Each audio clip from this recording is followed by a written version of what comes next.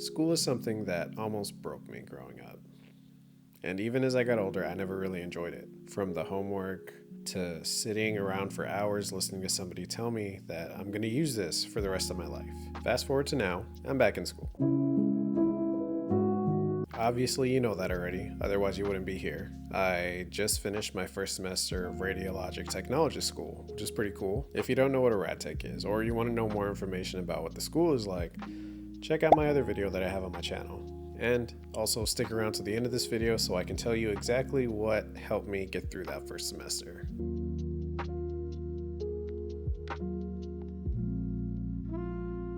So throughout the semester, there was a couple reoccurring stressors that obviously kept coming back, but somehow I made it through.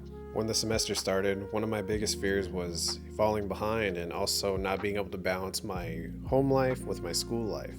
Since becoming a dad and leaving my job, my wife and my son have been like my only priority. So having to suddenly carve out some time to study and go to school, that was really hard for me. I couldn't give them every minute of my day like I would. That was really hard. And I felt really guilty too because I know that they could feel the change also. But according to my wife, apparently I made it look really easy. And I want to be clear, this program is not easy. The pace is fast, and there's way too much material. And juggling 6 classes with assignments due on every random day of the week was no joke. But with a little bit of discipline, some solid time management, and probably a decent amount of luck, I got through the semester with straight A's. I got through with straight A's. Very proud of that. And before you think of clicking off of this, please stay till the end because I promise you what I'm about to tell you is something that doesn't only apply to Rad Tech school. You can use it in pretty much any aspect of life also.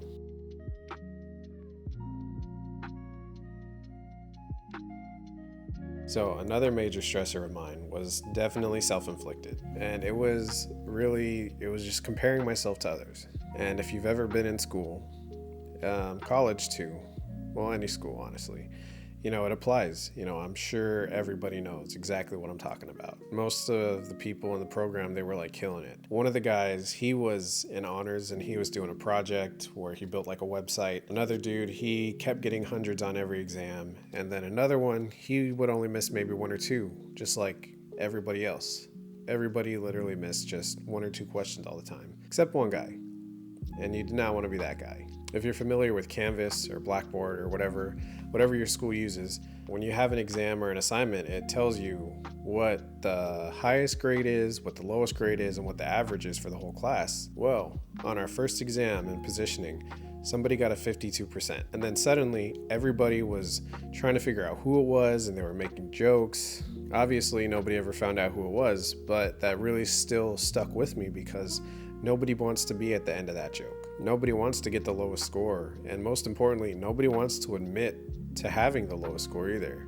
And then nobody wants to be judged for having that low score. Later in the semester, I want to say probably like 3 weeks before the end of the semester, there was a 100-question take-home exam which covered everything, from chest, upper extremity, lower extremity, shoulder girdle, everything. Well, guess who got the lowest score? I did. Stupid. I got the lowest score. I was definitely rushing because it was the week before we were going to take my son to California Adventure for his birthday, and I just wanted everything done. I didn't want any homework over the weekend. I didn't want to worry about coming back home to study or anything like that. So I just finished everything. I didn't use my textbook really. I didn't do a whole lot. I just went off the top of my head, and if I'm being honest, I feel like not studying and just going off of what my memory from the entire semester, 79 isn't too bad. I still got a 79, and that dropped my grade to not an A. But guess what?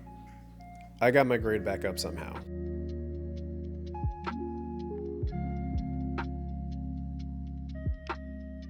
So here's how I handled those 2 stressors. The first thing I took on was organizing my life, organizing my school life, my home life.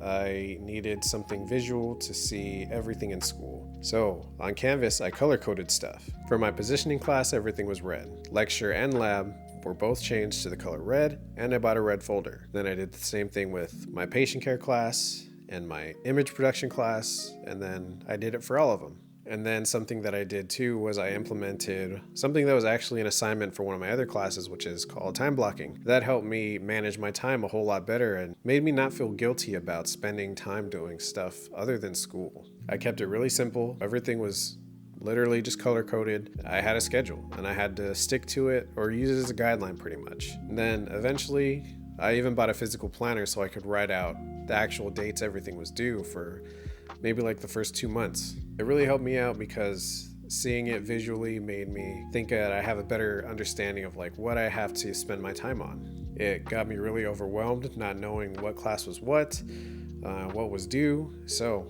having it visually like in front of me, it made a huge difference. Now the second thing, it was a lot harder for me to accept, and it's probably a lot harder for everybody else to accept also. So at this point in my life, I take my grades seriously, and probably a little too seriously. I took an 11-year break from school after completely trashing it my first time attempting to go to school and get a degree. Coming back to school after 11 years, I felt like there's no room for failure, especially with the 1.8 GPA that I had. So you can imagine the feeling I had when I saw that my grade wasn't an A anymore in my positioning class. It was below 93. Yes, a 93 is still passing.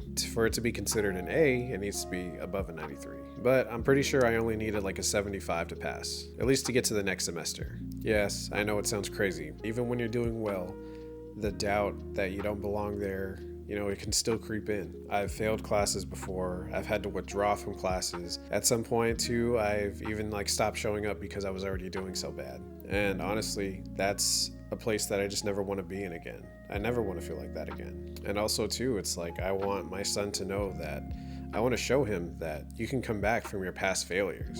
So, what helped me was this. I stopped comparing myself to everybody else. I focused on the actual requirements.